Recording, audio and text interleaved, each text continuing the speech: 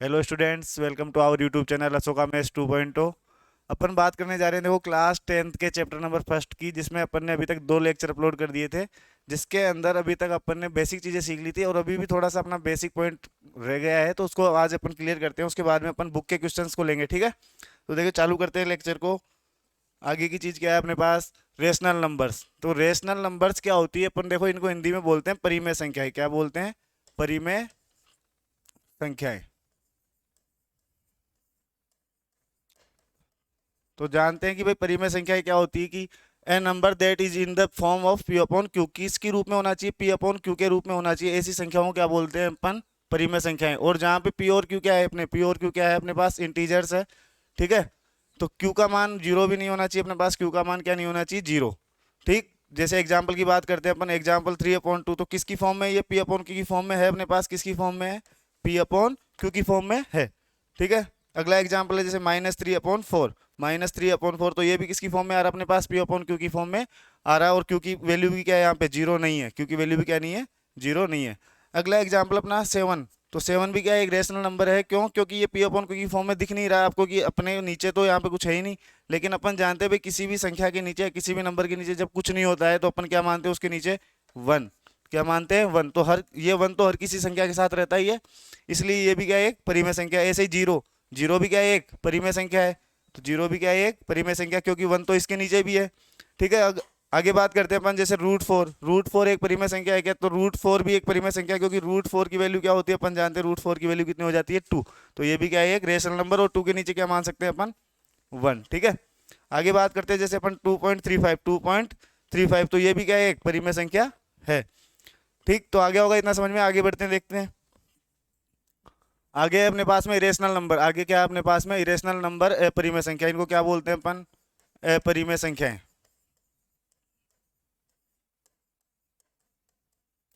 तो अपरिमेय संख्याएं या फिर इरेशनल नंबर्स होती क्या है? बिल्कुल जस्ट रेशनल नंबर्स की क्या होती है? अपोजिट होती है, ठीक है। बिल्कुल उसकी अपोजिट रहती है। तो पढ़ते हैं इसको कि a real number that can not be expressed as p upon q, की ऐसी वास्तविक संख्याएं जिन्हें अपन पी अपॉन क्यू की फॉर्म में व्यक्त नहीं कर सके। ऐसी वास्तविक संख्याएं जिन्हें पी अपॉन क्यू के रूप में नहीं लिखा जा सके, उन्हें क्या कहते हैं अपन? अपरिमेय संख्याएं कहते हैं।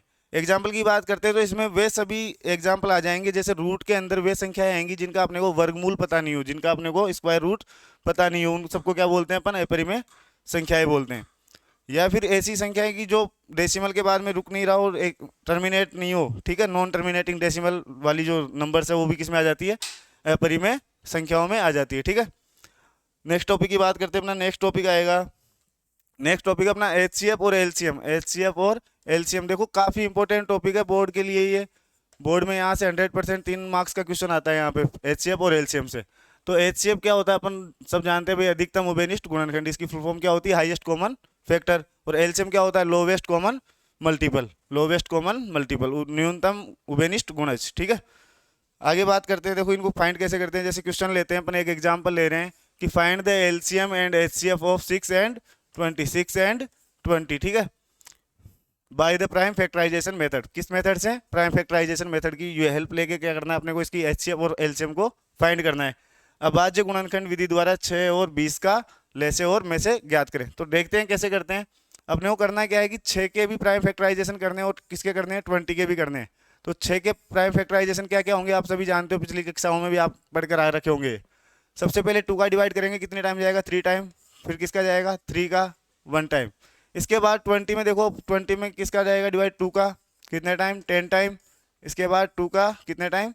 5 टाइम। फिर 5 का 1 टाइम। तो अपन ने क्या कर दिया? ये सब इनके प्राइम फैक्टराइजेशन कर दिया, भाज्य गुणनखंड कर दिया है। अब एचसीएफ और एलसीएम कैसे फाइंड करते हैं? देखिए एचसीएफ और एलसीएम अपने को क्या करना है कि 6 के सामने इसके प्राइम फैक्टराइजेशन को लिख लेना है, 2 × 3। इसके बाद 20 के सामने 2 × 2 × 5, 2 × 2 × 5, ठीक है। अब जो एलसीएम अपने को फाइंड करना है, एलसीएम और एचसीएफ दोनों को देखो अपन एक ही चीज में सीख लेंगे, एलसीएम और एचसीएफ। तो एलसीएम और एचसीएफ कैसे निकालते हैं? देखो एलसीएम में अपने को ये ध्यान रखना है कि इन जो प्राइम फैक्टर्स आए हैं, अपने पास लाइंस कितनी बन रही है? एक तरीके से 2 लाइंस बन रही है। एक लाइन तो ये बन रही है अपने पास और एक लाइन ये। इन लाइंस में कौन कौन से नंबर अपने पास में, कौन कौन से डिजिट काम में आए? तो अपने पास एक तो डिजिट काम आ रहा है 2, एक काम आ रहा है 3, एक काम आ रहा है 5। इसके अलावा तो कुछ ही नहीं है इन लाइंस में, इनके अलावा थोड़े कुछ इस लाइन में। तो अपने को ये देखना है कि टू कौन सी वाली लाइन में ज्यादा बार है, टू कौन सी लाइन में ज्यादा बार है। तो टू देखो इस वाली में कितनी टाइम है, 1 टाइम, इस वाली में कितनी बार है, 2 टाइम। तो अपन कौन से वाले को लेंगे, इन 2 को लेंगे। तो 2 का काम खत्म, 2 को कितनी टाइम लेना है, 2 टाइम ले लिए। इसके बाद 3 को देखते हैं कि 3 किस कौन सी वाली लाइन में कितनी बार ज्यादा है। तो 3 पहली लाइन में 1 बार है और दूसरी वाली में है ही नहीं, तो कौन से वाले को ले लेंगे अपन, इस वाले 3 को ले लेंगे। ठीक, इसके बाद में 3 का काम खत्म। अब देखेंगे किसको, 5 को। तो 5 कौन सी वाली लाइन में ज्यादा बार है, ऊपर वाली में तो है ही नहीं, नीचे वाली में कितनी बार है ये, 1 बार है। तो इस 5 को भी कितनी बार ले लेंगे अपन, 1 बार। और इनको क्या कर देंगे, मल्टीप्लाई।